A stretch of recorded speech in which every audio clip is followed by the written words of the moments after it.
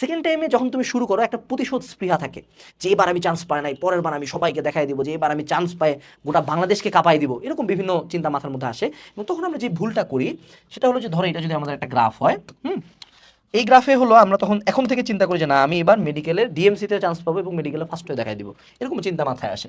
তো এই যে এটা হলো এফোর্ট, এটা হলো টাইম। সো তুমি কি করো এখন থেকে 16-17 ঘন্টা 10টা বই কোচিং হ্যান ত্যান করতে থাকো, এবং যত সময় যাবে তত কিন্তু তোমার হিউম্যানলি তোমার পড়ার এনার্জি কমবে। এবং যখন এই বছর অ্যারাউন্ড অগস্ট সেপ্টেম্বরে আমাদের নতুন সিজন শুরু হবে, তখন তোমার পড়া এনার্জি আসবে মিনিমামে। ঠিক আছে, এটা হলো মুই কি হুনুরের সিন্ড্রোম, সবাইকে দেখাই দেবো সিন্ড্রোম। ওকে, কিন্তু যদি তুমি এরকম করো যে না আমি এখন বুঝতেছি যে না আমার একটা ভুল হয়েছে, আমি আগের বার এই কারণেই চান্স পাই নাই, সে এখন আমি যেটা করি সেটা হলো আমি এখন থেকে জাস্ট পড়ার ফ্লোটা ধরে রাখি, পড়া যাতে ভুলে না যাই, মাঝে মধ্যে 1-2টা এক্সাম দিলাম, মাঝে মধ্যে 1-2টা ক্লাস করলাম, কিছু বই পড়লাম, মিস্টেকগুলোতে ফোকাস করলাম।